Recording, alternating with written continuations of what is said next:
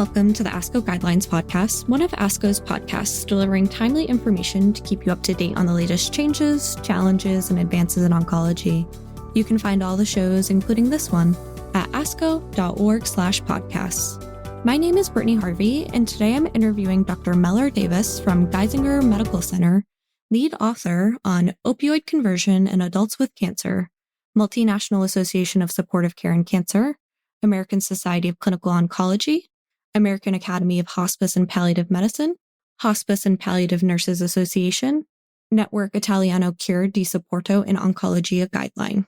Thank you for being here today, Dr. Davis. Well, thank you. I'm glad to be here. Before we discuss this guideline, I'd like to note that ASCO takes great care in the development of its guidelines and ensuring that the ASCO conflict of interest policy is followed for each guideline. The disclosures of potential conflicts of interest for the guideline panel, including Dr. Davis, who has joined us here today, are available online with the publication of the guideline, which is linked in our show notes. So then to dive into the content here, Dr. Davis, can you provide an overview of both the scope and purpose of this guideline on opioid conversion in people with cancer? This is an important topic in management of cancer pain, and this topic came up as a result of a survey that MASCC had done, which involved 370 physicians in 53 countries. They were queried about how they change or convert one opioid to another, which is a common practice. And we found that there was quite a divergence in opioid conversion ratios. To step back a little bit, about 2/3 of patients with advanced cancer have moderate to severe pain. And most of the time, they're managed by opioids. But about 20 or 40% require a switch, either because they have an adverse reaction to it, or they don't respond to it, or a combination of both. Rarely, it may be that they need a route change, perhaps because they have nausea or vomiting. So the opioid conversion works basically because of the complexity of the mu opioid receptor, which has at least 4 exons to it. As a result of that, non-cross tolerance between opioids. As a result of the survey, we convened a group of specialists, 14 specialists, international specialists, to look to see if we could develop an international guideline. And we did a systematic review, which involved viewing 21,000 abstracts. And we came up with 140 randomized trials and 68 non-randomized trials. And after reviewing the data, we found that the data was really not strong enough to provide a guideline.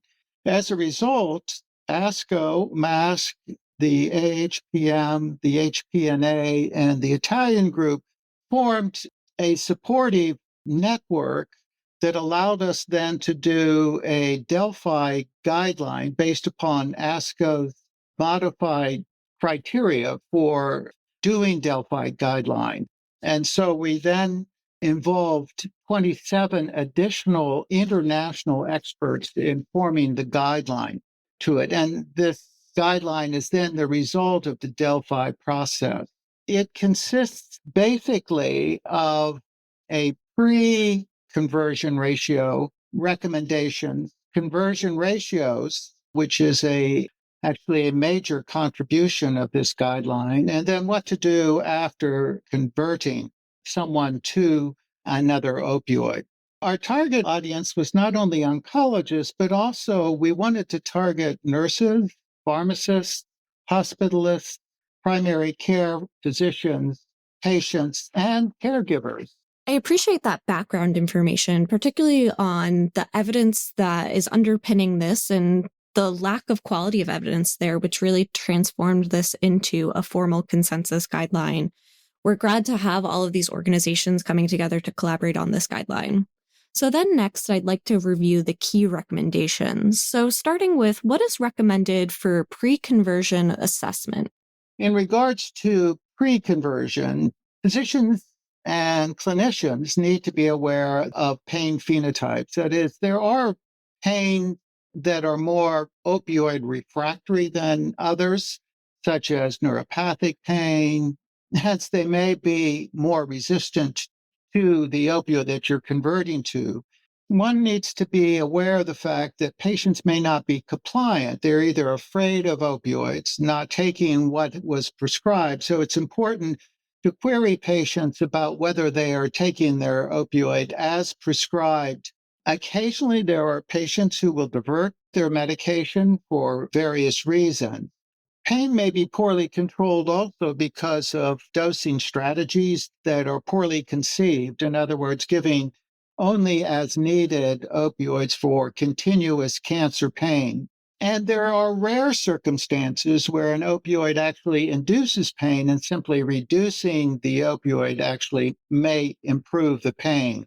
The other issue may be cancer progression, so that poorly controlled pain or rapidly increasing pain may actually be a result of progressive cancer, and changing treatment obviously will be important. And you need to assess the pain severity, the quality of the pain, the radiating localizing effects, and which does require not only a physical exam, but also radiographic examinations. But the other thing that's very important in opioid conversions are pain scales with function. A significant number of patients don't quite understand a numerical scale, which we commonly use, 0 to 10, with 10 being severe pain and 0 being no pain. They may, in fact, focus more on function rather than on pain severity or pain interference with daily activities or roles. And sometimes patients will say, oh, my pain is manageable or it's tolerable, rather than using a numerical scale. Choices of opioids may be based on cost, drug-drug interactions, organ function, personal history, or substance use disorder, so that one will want to choose an opioid that's safe when converting from one to another. And obviously, social support and having caregivers present and understanding the strategy in managing pain will be important. Thank you, Dr. Davis, for reviewing those pre-conversion assessment considerations and particularly the challenges around some of those. So following this pre-conversion assessment, what are the recommendations on how opioid conversion should be conducted? Opioid conversions are basically the safe dose. People have used the term equal analgesia, but the panel and the consensus group felt that that would be inappropriate. So a conversion ratio is the dose at which the majority of patients will not experience withdrawal or adverse effect. It would be the safe dose. Thereafter, the dose will need to be adjusted. So in converting, that's only the first step in managing pain. The doses need to be adjusted to the individual thereafter.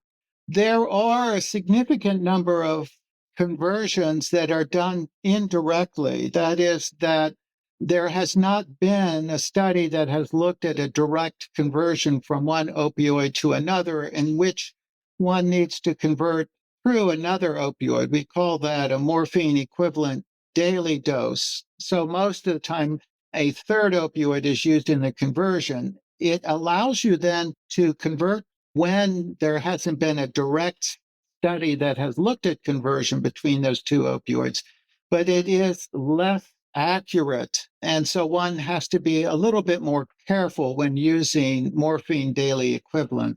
We found, and I think this is the major advantage to the guideline, is that commonly used opioids, oxycodone, morphine, hydromorphone, we did establish conversion ratios to which we found in the MASCC guideline they were widely divergent, and hope that actually internationally they will be adopted. We also found some conversion ratios for second-line opioids. However, we felt also that an opioid like methadone, which has a unique pharmacology, should be left to experts, and that experts should know at least several ways of converting from morphine usually to methadone. There is what appears to be a dose-related increased potency of methadone relative to morphine, which makes it more difficult, particularly at higher doses, to have an accurate conversion ratio. Most patients will have transient flares of pain. We came up with two suggestions. One is using a 10 or 15% of the around the clock dose for the breakthrough dose. But we also realized that there was a poor correlation between the around the clock dose and the dose used for transient flares of pain. And so the breakthrough dose really needs to be adjusted to the individual responses. There was also a mention of buprenorphine. One of the unique things about buprenorphine is that if you go from high doses of a drug like morphine to buprenorphine in a stop-start dosing strategy, you can precipitate withdrawal. And so one has to be careful and have some experience in using buprenorphine, which can be an effective analgesic. Yes, I think that the conversion ratios that you mentioned that are in Table 3 in the full guideline are a really useful tool for clinicians in practice. And I appreciate the time that the panel and the additional consensus panel went through to develop these. I think it's also really key what you mentioned about these not being equianalgesic doses and the difficulties in some of these conversions and when people need to really look to specialists in the field. So then following opioid conversion, what assessments are recommended post-conversion? Post-conversion, probably the cardinal recommendation is close observation for response and for toxicity. And I think that probably summarizes the important parts of post-conversion follow-up. So assessment should be done 24, 48 hours after conversion and patients followed closely. Assessment scales should include patient personalized goals. Now, it used to be in the past that we had this hard stop about a response being below 4 on a 0 to 10 scale, but each patient has their own personal goals. So they gauge the pain severity and their function based upon response. So a patient may function very well at, quote, a severity of 5 and feel that that is their personal goal. So I think the other thing is to make sure that your assessment is just not rote, but it's based upon what patients really want to achieve with the opioid conversion. The average number of doses per day should be assessed in the around-the-clock dose. So those should be followed closely. Adverse effects can occur and sometimes can be subtle. In other words, a mild withdrawal may produce fatigue, irritability, insomnia, and depression. And clinicians may not pick up on the fact that they may be actually a bit under what the patient has or they're experiencing withdrawal syndrome. It's important to look for other symptoms, which may be subtle, but indicating, for instance, neurotoxicity from an opioid. For instance, visual hallucinations may not be volunteered by patients. They may transiently see things, but either don't associate them with the opioid or are afraid to mention them. So I think it's important to directly query them, for instance, about visual hallucinations or about nightmares at night. Nausea can occur. It may be temporary and mild and doesn't necessarily mean that one needs to stop the second opioid. It may actually resolve in several days and can be treated symptomatically. Pruritus can occur and can be significant. So close observation for the purposes of dose adjustments are also necessary. As we mentioned, you want to start them on an around-the-clock and breakthrough dose, but then assess to see what their response is. And is it suboptimal? Then you'll need to adjust the doses based both upon the around-the-clock and the breakthrough dose or the dose that's used for breakthrough pain. Also looking at how patients are functioning, because remember that patients frequently look at pain in terms of function or interference with their roles during the day. So if patients are able to do more things, that may in fact be the goal. Thank you for reviewing all of these recommendations across pre-conversion assessment, how opioid conversion should be conducted, including conversion ratios, and what assessments are recommended after opioid conversion. I think it's really important to be watching for these adverse events and assessing for response and keeping in mind patient goals. So along those lines, how will these guideline recommendations impact both clinicians and people with cancer? And what are the outstanding questions we're thinking about regarding opioid conversion? I think it's important to have a basic knowledge of opioid pharmacology. There's, for instance, drugs that are safer in liver disease, such as morphine, hydromorphone, which are glucuronidated, and there are opioids that are safer in renal failure, such as methadone and buprenorphine, which aren't dependent upon renal clearance. I think knowing drug-drug interactions are important to know. And sometimes, for instance, there may be multiple prescribers for a patient. The family physician's prescribing a certain medication and the oncologist is another. So being aware of what patients are on, and particularly over-the-counter medications, which may influence opioid pharmacokinetics.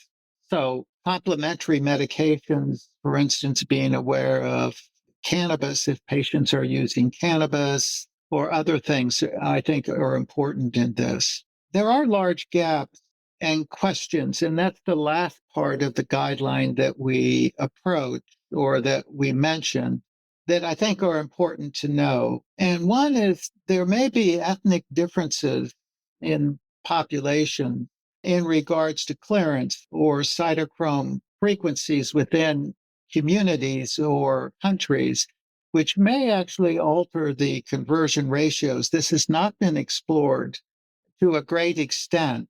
There's opioid stigmata. So we are in the middle of an opioid crisis. And so people have a great fear for addiction, and they may not take an opioid for that reason, or they may have a relative who's been addicted or have had a poor experience. And this may be particularly true for methadone and buprenorphine, which are excellent analgesics and are increasingly being used, but may in fact have the stigmata. There are health inequalities that occur related to minority groups that may in fact not get the full benefit of opioid conversions due to access to opioids or to medical care.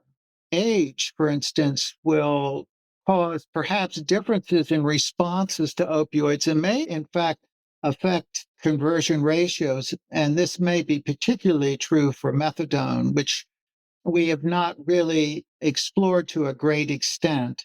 And finally, the disease itself may influence the clearance or absorption of an opioid. So a sick patient, the opioid conversion ratio may be distinctly different than in a healthy individual. This is particularly seen with transdermal fentanyl, which is less well absorbed in a cachectic patient, but once given IV or intravenously, has a much longer half-life due to alterations in the cytochrome that clears it.